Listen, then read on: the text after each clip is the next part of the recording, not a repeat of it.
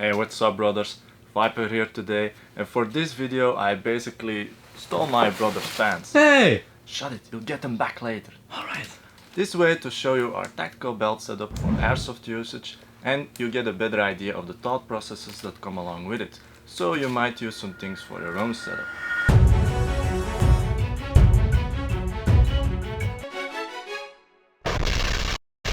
The setup that I'm going to share with you is a custom setup that we've come up with by gaining knowledge when doing this stuff and trying out different things. But be aware that this setup is based on our opinion and experience, and that it might differ from yours. We'll be glad to talk with you guys about this topic, so write your thoughts in the comment section down below. Now, like we already discussed in our video about all the different kinds of belts, you know they can be divided in what's so-called threaded belts, equipment belts and battle belts. We've all used them in the past for quite some time and shared the advantages and disadvantages about them in that video. You can check the link in the description down below. So, the people that follow us for a while will already know that most of the gear we use is made by Tasmanian Tiger. Why this brand? Well, that has to do with the fact that this stuff is made for doing the real stuff. So it's made of quality materials like 500N Cordura and nylon that can handle a beating. For our Airsoft brothers out there, a tip to keep in mind is, when you're getting serious about doing Airsoft or Milsim, is to invest in stuff that will last. We've once tried different Airsoft brands ourselves, and they are far from matching the real stuff. And the thing is that Airsoft brands easily require you to pay about 50 or 60% of the prices of the real stuff. So we rather put our extra money in gear that we can trust.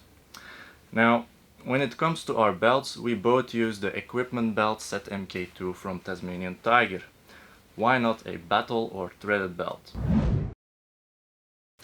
The thing is, we're personally not really a fan of the padded battle or molly belts we used in the past, because they lacked retention.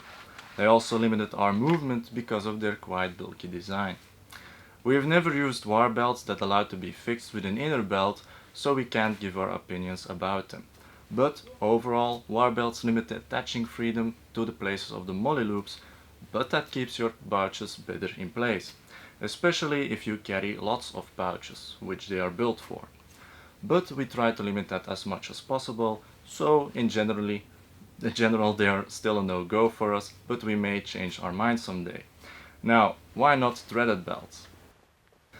That's actually very simple. The thing is, to be honest, we are lazy. We don't like to reattach our stuff over and over again. By the way, working hard is one thing guys, but working hard the smart way makes all the difference. So, why equipment belts you ask? Well, they are fairly slim in design and provide lots of movement capabilities. They have a great retention for the amount of stuff we attach on them, and when attaching our stuff, we have almost 360-degree attaching freedom. And for our lazy smartasses, we can take it off without worrying too much about reattaching our pouches and their position on the belt. Only downside is their portability with jackets, but that's the case with most tactical belts. Now, let's get over to what we've attached on it. So, first, to know when setting up your belt, it's important to know how it will interact with your plate carrier or whatever you use when you're doing stuff like running, kneeling, laying down and all that kind of stuff. It's also important to put the things you change to the test so you can find out if that works for you. We base our setup on 3 fundamentals, namely easy access, efficiency of movement and minimal stuff. Let's get to the front first. Now, some might have noticed that we never carry any sort of pouch on our belly under our carrier.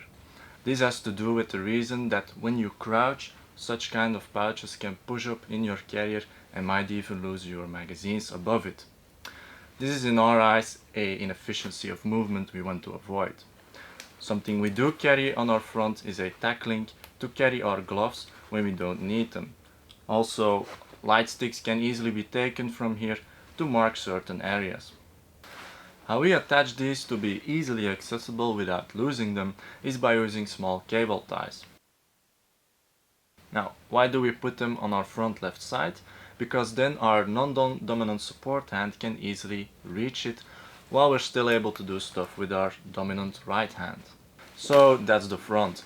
Now, my brother and I are both right-handed shooters, so our 9 o'clock is our support side, and there we have the first 3 pouches. These are our TT SGL MCL pouches, and behind that we carry a TTL SGL MAC MCL pouch. Difficult names. They're all multi-caliber pouches and allow for a lot of different AR and pistol mags. We put our pistol mags on the front of our AR mags because doing it the other way around makes it difficult to grab for the smaller pistol mags. Now, all these pouches are fast mag pouches that allow for a quick access to a fresh magazine. There's obviously a reason for that. The thing is, in most cases the easiest and fastest access for a fresh mag is on your belt, and having to deal with too much retention makes fast access unnecessarily difficult. The chance for losing a mag might be bigger, but we've never lost a mag with these, so we'll be fine. By the way, we always put the magazines that are well retained on our plate carrier, but that's for another video. Speaking of a plate carrier, we also make sure that our magazines on our belt don't interfere too much with the stuff we carry on the side of our carrier. So for our support hand we have 3 magazines, 2 pistol mags and 1 AR mag. The thing to notice here is the orientation of these magazines. 2 pistol mags are faced forward while the AR mag is faced to our back. This is because it fits our reload method best.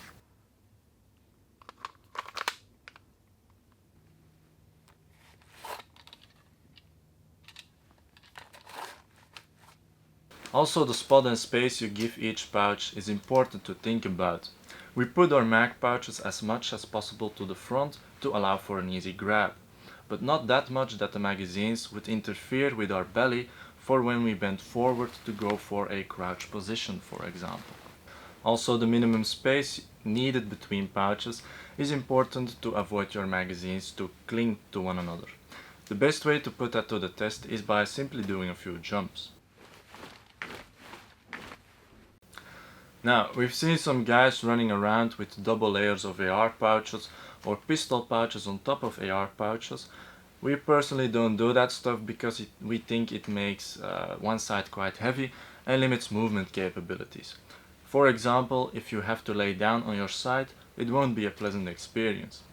By the way, if we really think we need a large amount of magazines, we rather make our buddies carry some extra on their back, for example.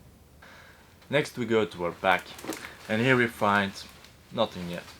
We used to carry a dumb pouch in the past, but have stopped using them, because once such a pouch starts to fill up, a lot of weight is being moved to there, and when you have to lay or sit down, or when it starts to swing around, when you start to move, it becomes very, very annoying in our opinion.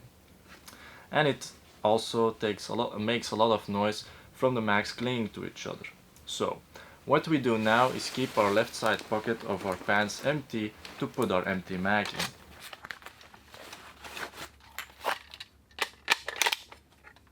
Or we use our fast mag pouch to switch a fresh mag with an empty mag.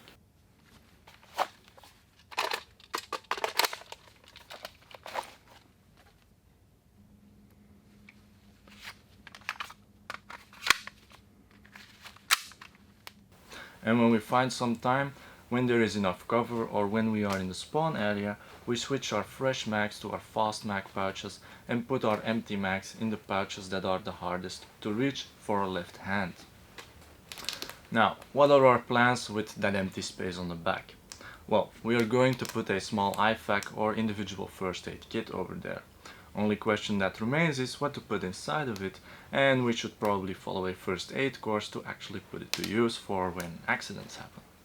Looking cool is one thing, but knowing how to use your stuff makes you look even cooler.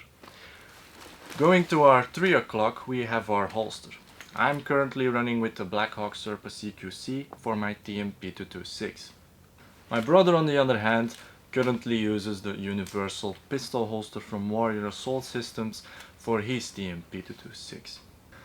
I prefer to carry my holster exactly on my 3 o'clock, while my brother carries it slightly more to the front. This just comes down to personal preference and is something you have to test out. Now, Why do we both carry it on our belt and not below that? Well, we once had airsoft versions of a drop leg holster and we absolutely hated them. When running around, the thing was jiggling around like crazy, even in such a way that I lost my pistol once and had to search for it. And that really sucked. And yeah, I know it was just some crappy airsoft holster and we've never used one of the better ones out there, so we cannot give our thoughts about them. But if you have or had one yourself, please let us know your opinion in the comments below. We know these drop leg holsters look amazingly #tactcool, but carrying them all down to your leg requires you to do a very complex inefficient movement to grab for your pistol. So some remove a strap and carry them up higher to a point where your reach is more direct and doesn't require you to bend to the side. This might even be more efficient than what we do nowadays by carrying them on our belt. We haven't done that yet, but it's something to think about as well. So guys, that's it. A very simple but efficient belt setup for what we currently do in our sport. Hope this gave you some ideas to apply on your own stuff. Let us know what you carry on your belt down below. Thanks for watching and we'll see you guys next week. So guys, that's it. A very simple but efficient belt setup for what we currently do in our sport. And doesn't require you to bend to your side. This might even be more efficient than what we do, but